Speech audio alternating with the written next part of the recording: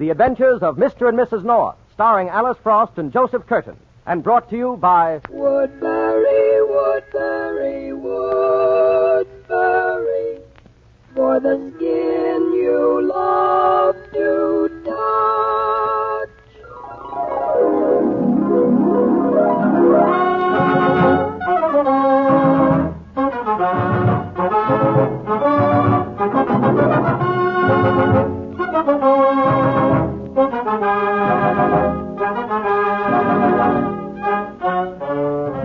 Jerry and Pamela North, those lovable, laughable solvers of mysteries. For years you've read about them in books and magazines. You've seen them on the stage and on the screen. Now here they are in person in The Adventures of Mr. and Mrs. North.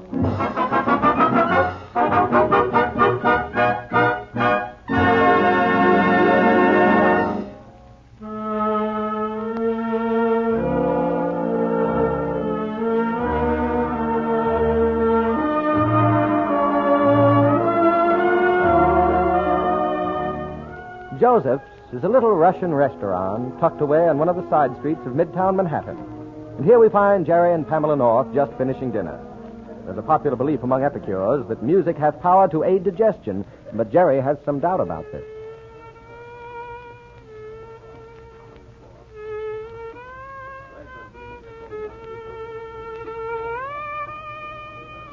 Oh, boy, listen to that fiddle. No wonder there's hardly anybody in the place. Jerry, I want to hear. What? Pam, please, it's dreadful. But, Jerry, that poor fellow's playing with his heart. Oh, that's it. I was blaming it all on the violin. I suppose if a swing band were going full blast, you'd think it was dandy. Well, at least I could keep time while I chewed. Oh. Come on. Are you finished? Let's get out of here. All right, dear. A waiter. A waiter. Here, let me help you with the coat, dear. Ah, gentlemen, ladies, it was all to your satisfaction? Yes. Oh, yes, thank you. My wife even likes the music. Oh, thank you. Dmitri, enough. Go back to the kitchen. Oh, does he cook, too? Dmitri? Oh, no. He washes the dishes. My wife, she cooks. Oh, are you the proprietor? No, lady. I own the restaurant. Oh. I am Joseph. Dmitri is my brother. Vasya is my wife. I see, a family affair. I suppose the girl in the check room is your sister. No, that is not possible. But the doorman, he is my uncle, Vasov. Oh, how nice. Isn't that nice, Jerry? Mm-hmm. Oh, dear, will you give me a coat check? My compact's in your overcoat pocket. Yeah? Well, let's see. Oh, here it is. I'll fix my face while you're paying the check. See you in the lobby, Jerry. Now, gentlemen, let me see. Have you the bill? Oh, yes. Even now I subtracted. $20. So. $240. What? Let me see. Perhaps it is wrong. No, not very. It's $2.40. What? That's Pam. I'm coming, Pam. I'm coming. Oh, Jerry, it's terrible. Well, in heaven's name, what happened? Look, there in the check room, Where? over the table. What? Good Lord. Jerry, I think she's dead. She certainly is. That's a stiletto in her back.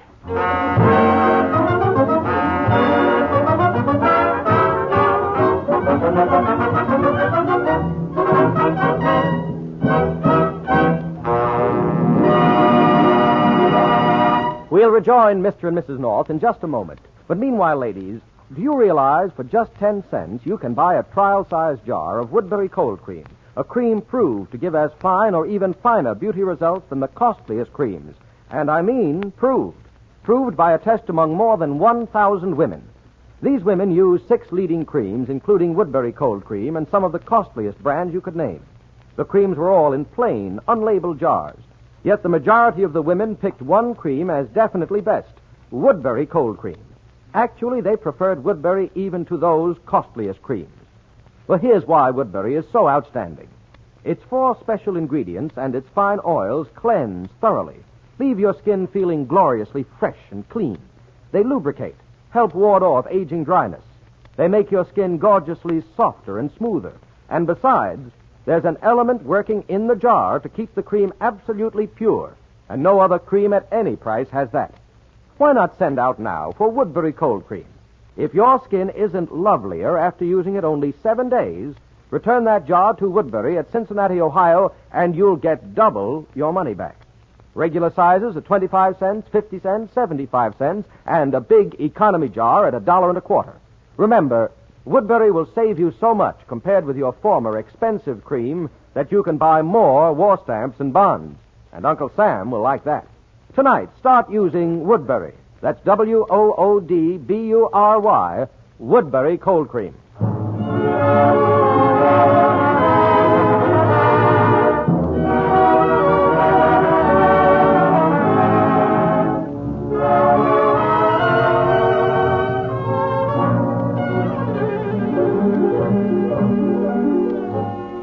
And now, back to the adventures of Mr. and Mrs. North. A few minutes have passed since Pam and Jerry discovered the body of the checkroom girl in the Russian restaurant. Oh, what is to become of us? Please, Mr. Joseph. What can I do? Stabbed here in my own restaurant. All right, Pam. Did you get Bill Wagon, Jerry? Yes, he'll be right over with the homicide squad. Oh, good. Joseph, who is this girl? This girl I do not know. Her name, it is Betty. Is that all you know about her? Oh, But you hired her to work for you, didn't you? no, I did not hire her. She was sent here by the man who has the concession for hats and coats. You mean someone actually paid for the checkroom concession in this place? Why, it can't possibly pay the girl's salary. He did not pay for the concession. He come one day, say I must let him run hats and coats. I say no. He say yes, or he will have my license taken away. Oh, a racket. Why, that's shameful. He's big man, lots of politics. Who is he? Charles Moran. Chuck Moran, huh? Jerry, isn't he the man who runs the Club Rouet? Yes, and a lot of concessions and hotels and clubs around town. Now I see why he's got a monopoly. I wonder if... Jerry, look. There's her purse hanging on the hook. Couldn't we go through it? Why, yes, I guess we can. Wait a minute. Oh, Jerry, be careful. Don't touch her. Don't worry. Look how she fell forward across that little table. I'm afraid Wigan won't find many clues. Why not, Jerry? Whoever did it must have slipped in quickly, plunged that stiletto into her, and gone out just as fast. You don't leave any traces when you work like that. Jerry, I wish you wouldn't say you. Oh, let's see the bag. Here, we'll put everything on this other table. Wigan don't want to see all this stuff. Well, it's not much. Lipstick, compact. Oh, there's a key. Oh, wait. Here's a piece of paper. A milk bill. Made out to Mrs. Charles Moran, 596 East 54th Street. Apartment 9A. Mrs. Charles Moran. Do you suppose Chuck she's... Moran's wife. His wife? Can it be possible? I'd better go over and find out. Jerry, you're staying right here. Now, Pam, we don't want to make any mistakes. If this is Chuck's wife, he should know about it. If she's not, well, it might be wise to find out what he does know. Well, why don't you phone? Phone? He has no phone. I can never get him. I guess he has a phone, all right. But only the people he wants have the number. Now, Pam, when Wigan gets here, give him all the details. But, Jerry, I don't... Remember, Pam, you're the one who found the body. The body? Here in my restaurant. It's not far from here. I'll be back in 10 minutes.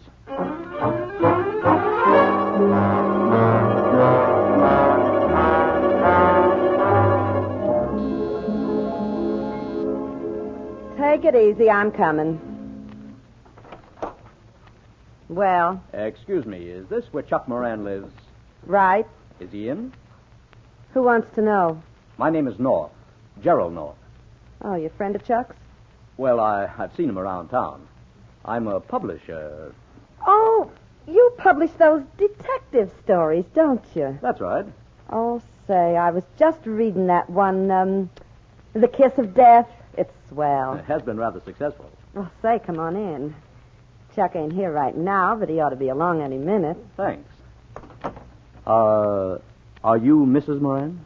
Do I look it? Well, No, I'm Francine Laporte. I sing at the Club Rouet. I thought you looked familiar. I've enjoyed your singing. Oh, thanks. Well, sit down. The sofa ain't busy. Have a drink? Not now, thank you. Well, you better. Chuck may not show for a while. Well, then, I really can't wait. Oh, come on. Sit down. Oh, scat, Pinky. That cat is all over everything. You know, Mr. North, another one of your books I liked was Murder in the Mint. Gee, I didn't know who done it until the last page. Yes, Herman is a good writer. But what I came to see about was Mrs. Moran. Oh, Betty? Yes, do you know her? One of my best friends. And let me tell you, she's got brains. She can figure out those detective stories where I can't. Her only trouble is money. Money? Yeah, you see, Chuck's the front in the concession business, but Betty runs it. She keeps all the check bills in line, hires them and fires them, and, well, she squeezes the nickels till the buffaloes yell. I see. Yeah, right now she's doing a little trick herself in a little Russian joint because, well, it don't pay to keep a regular girl there. She and Chuck get along all right, don't they? Why, Say, why all the interest in Betty? Oh, nothing, just inquiring. Well, I don't know what you were after, so I ain't going to talk out of turn. You'll have to wait for Chuck. Well, I really must be going, Miss Laporte. Oh, stick around. I'm leaving in a minute for my act at the club, but we could spend a little time talking about murder stories. You got any new ones coming up? Several. I'm afraid I'll have to go now. I'm sorry. Somebody's going to step on that cat's neck someday, and that'll finish him. Tell Chuck I called, will you? Sure, tall and handsome. And drop around the club sometime, huh? I'd be delighted, Miss Laporte. Oh, call me Francie. Everybody does. All right, Francie. I'll be seeing you. Okay, big boy.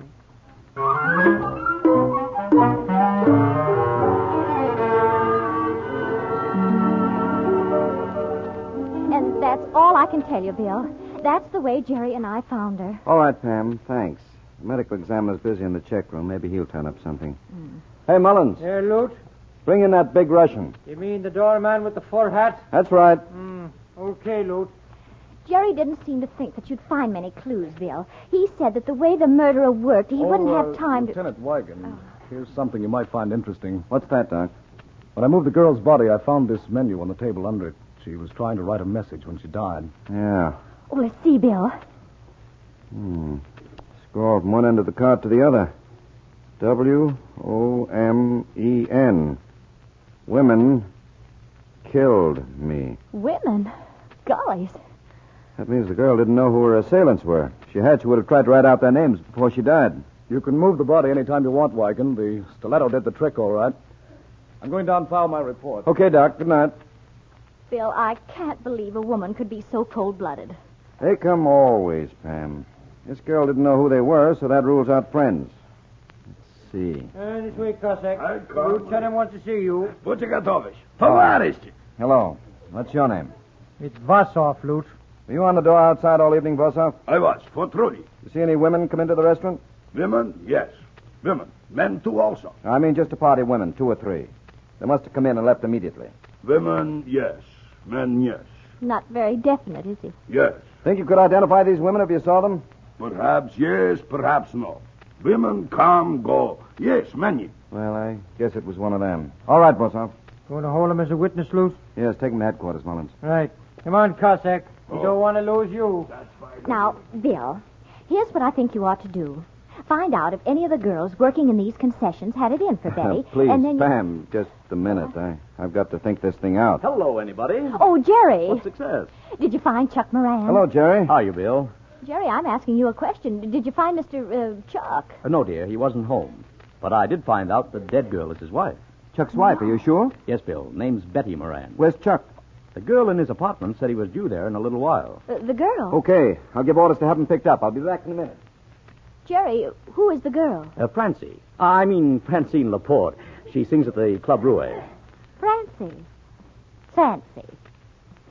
And is she a redhead, dear? Why, yes. How'd you know? There are red hairs all over your coat. Hairs? Jerry, what were you doing up there? Oh, they came from that cat in the apartment. A cat, huh? Yes, a cat named Pinky. Yeah. Jerry, you haven't answered my question. What were you doing up there? Oh, nothing. We talked about Moran and his wife and about detective stories. Detective story. In the old days, it used to be etchings. Now, Pam, for goodness sake. Oh, you needn't get so flustered, Jerry. Who's flustered? You are, darling. Is she good looking? In a way. I see. Do you think she killed Betty? She? Well, Pam, whatever gave you that idea? Bill Wygant had a menu with a message that the murdered girl wrote on while she was dying. It said, "Women killed me." Women? Yes, and this Francie may be one of them. Well, that doesn't seem possible. Jerry, you're a very poor judge of women. You never can tell when they're lying to you. Now, Pam. Come on, Jerry. We're going over to that apartment. I want to talk to Miss Francie Laporte. You can't. She's at the Club Rouet by this time. All right, then we'll go to the Club Rouet. Come on, Jerry.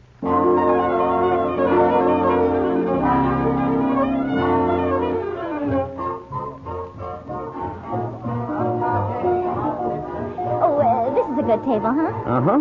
You can see everything, Jerry. I'm afraid we should have told Bill Wygant where we were going. Bill Wygant is no better judge of women than you are, dear. All I want to do is to talk to her for a few minutes, and I'll be able to tell whether she had anything to do with that murder. I hope this doesn't lead to trouble. Listen, Jerry. Ladies and gentlemen, it is our great pleasure to introduce at this time a delightful singer of French songs, Miss Francine Laporte. Have a hand for her. Oh, she's French. From Brooklyn, France. Parlez-moi d'amour, redites-moi des choses tendres. Votre beau discours, mon cœur n'est pas là de l'entendre. She's very attractive, isn't she, Jerry? What? Oh, yes, she is, dear. Jerry, you don't always stare that way when you listen to music. Well, it's a bit different from Dimitri and his fiddle. Well, she's not singing from her heart. Jerry, she sees you. Yes, she does. As soon as she's through singing, I'm going back to her dressing room. We'll both go. Oh, no. You're going to stay right here. I'll be able to judge her better if we're alone. All right, dear, but be careful what you say. Votre beau discours, mon cœur n'est pas là de l'entendre. Pourvu que toujours vous répétiez ces mots suprêmes. Je vous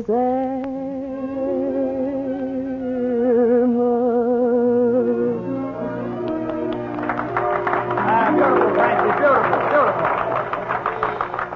No encore, Joe. I got to beat a play a dance number. will you? Okay, Francie. 63 from the top, boys. You ready? 1, 2.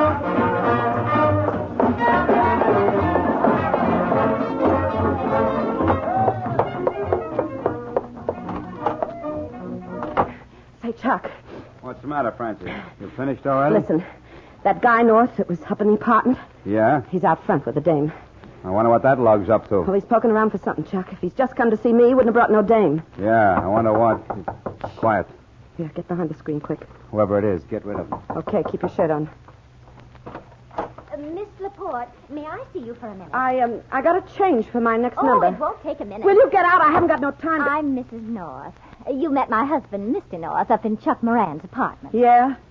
Well, what do you want? I just want to ask you one question. What did you and my husband talk about tonight? Detective stories. Why? Oh, didn't you talk about who killed Betty Moran? Killed Betty. Oh, didn't you know she was dead? What are you talking about? Betty Moran was murdered tonight. Hey, what's this all about? Miss Dame says Betty was bumped off. I heard. Where'd you get this from, sister? The police found her. Are you Chuck Moran? Yeah. Who got Betty? The police are looking for you. Yeah, well, I'm going out looking for the police. Get your hat and coat, Francie. Oh, you can wait right here. The police will come for you. Out of the way, lady. Hop to it, Francie. I'm ready, Chuck. You'd better not leave, Mr. Moran. Get away from that door. Ouch! Let me go. Come on, Chuck, will you? Just a minute. Jerry, stop them. That's Chuck Moran. Out of the way, jerk. Get back, Moran. Yeah? Finish him, Chuck. Jerry, Go on. get him. Go on. ahead. Tell me what to Oh, Jerry. Here, you. Get away from that phone. Try and stop me. Why, you little... Ow! Oh! Ouch! Hello? Give me that Phone phone! operator. Give me that Quick, phone! the police. Help! Murder! Police!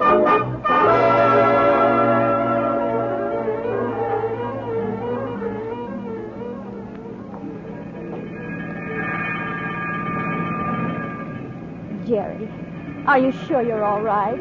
Yes, dear. Good. I want to look out the back. Oh, gollies. Jerry, you know this is the first ride I've ever had in a patrol wagon. I hope it's not your last. Shut up, Moran. You gonna let him get away with that, Chuck? I'll kick his teeth in. Jerry, look out. I'll handle him. Oh, you're Go going to try ahead, it again? Chuck. Hey, pipe Go on, down. get him, Jerry. Break it up, Go on, or I'll hit break him. it up with my stick. You'll have plenty of time for shouting when we get to the cooler. As soon as we get there, officer, I want to see Lieutenant Wigan. All right, lady, but quiet down. I can't hardly hear the gun.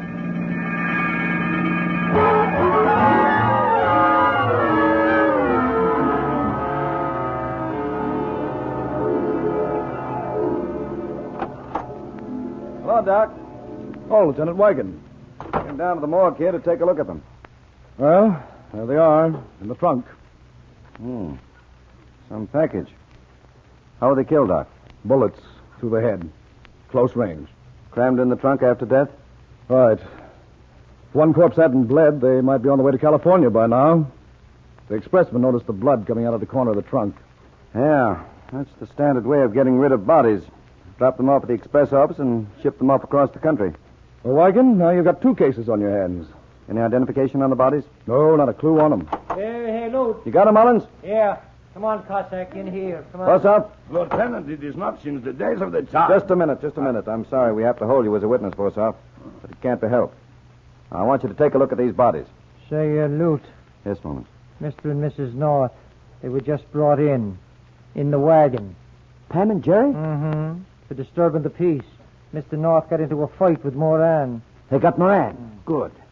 Settle the charges and bring Pam and Jerry down here to the morgue. I done that already. They're coming as soon as you can Excuse me, is Lieutenant Wigan... Oh, there you are, Bill. Come in, Jerry. He's here, Pam. Come on. Oh, Bill, we've just had the most exciting... Oh! I'm sorry, Pam. Not a very pretty sight. Good Lord. Who are these men? We don't know yet. How about it, Bosov? You recognize those bodies? These men I know. Yeah? What? Oh, you do? Where from? The restaurant. Tonight they go in, come out. Uh-huh. You're positive about that? I see them only 2 hours ago. A Vosov never forgets. They're the ones that done it, Lute. But that note, Bill, the one she wrote, it said women killed me. Yes, it doesn't fit. I wonder... Say, Bill, have you that menu with you? I've got an idea. What, Jerry? Yes, here it is. Huh. Yeah, that could be it, all right. Sure. What, Jerry? Well, look at this menu. See, the girl started the word women right at the edge and wrote across the page. Yes? Now, when she wrote this, remember, she was dying. Things must have been going black for her. Jerry, don't talk so much. Just tell her. What's your idea, Jerry? She started her writing off the edge of the menu. There's a letter missing, a T. A T? Yes. And what do you get when you put a T in front of the word women? To women. To women. Oh, Jerry, that doesn't make sense. I see what you mean, Jerry. Sure. Spell it out, Pam. T-W-O-M-E-N. 2 men. Oh, I see. She tried to write 2 men killed me. Of course.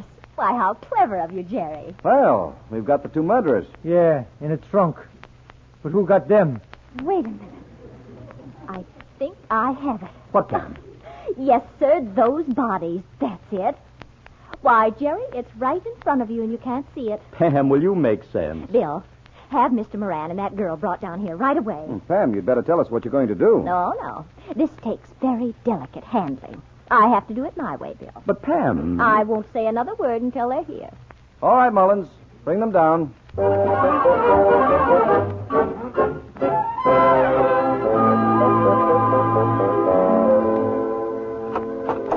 on. In here, both of you. Come on.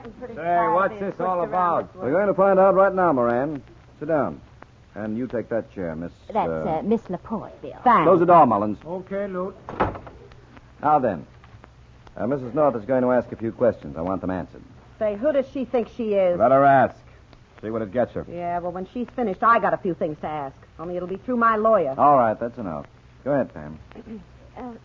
Well, Mr. Moran, your wife, Betty, was murdered tonight. You said that at the club. I don't know nothing about it. Didn't you sneak into the Russian restaurant tonight and corner your wife in the check room and stab her to death?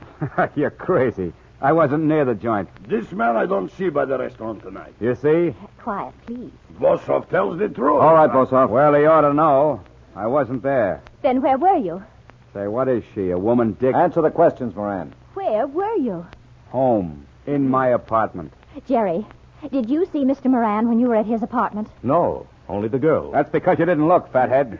I was out in the kitchen all the time you was there. Ask Francie. That's right. He was there all the time. All right, Mr. Moran. You admit you were in your apartment all evening. Sure. I got an alibi.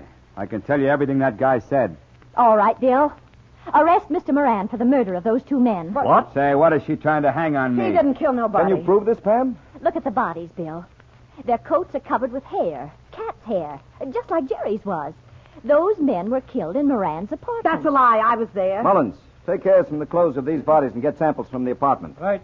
If the hairs match, it's going to send Moran and this girl straight to the electric chair. No, not me. You can't. Shut up, Francie. You can't do this to me. He shot them. I didn't have anything to do with You it. crazy ape. Ow! Oh, he did it. He hired those guys to bump her off. Then when they came around to get paid, he shot them. Why did he want to get rid of his wife? She knew too much. The police are looking for 3 girls that disappeared. Girls that used to work for Moran. I don't know what happened to them, but Betty did. She was going to tell the police because Moran was playing around with me. She was jealous. Why, you lying That's little enough. double-crossing. Take them away, Mullins. Come on, move, Moran. All right, give 50 grand.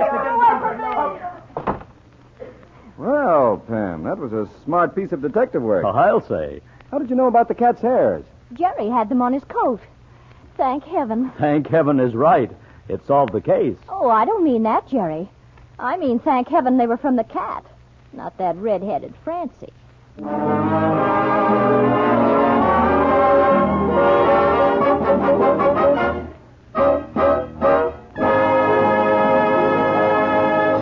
Girls, here's what lovely Paulette Goddard said about you, your beauty, and that man of yours in the war.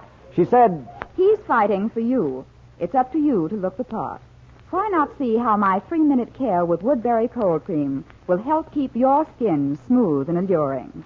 I call it WBNC. That's short for Woodbury Beauty Nightcap. Try it. and lovely Veronica Lake says the same. These gorgeous stars prefer inexpensive Woodbury Cold Cream. For it's true, you can't give your skin better care at any price. And yet Woodbury costs just 10 cents to $1.25. And here's special help for women with extra dry skin. Help you need right now when winter weather can coarsen your complexion terribly. It's Woodbury Dry Skin Cream, and it costs just 10 cents, 25 cents, 50 cents a jar. Try this exceptional cream. See for yourself how it helps eliminate those dry skin lines that tend to make a woman look older. Helps bring back supple softness to rough, dry skin. Ask for Woodbury Dry Skin Cream.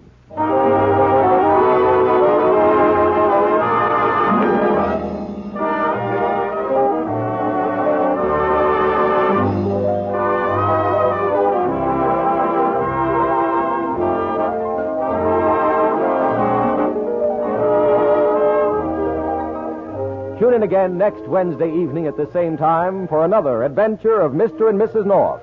Pamela buys a turtle and a spy plot snaps in her face. For thrills and laughs, be sure to listen, won't you? This is Ben Grauer saying good night for Woodbury, Woodbury, Woodbury, for the skin you love to touch.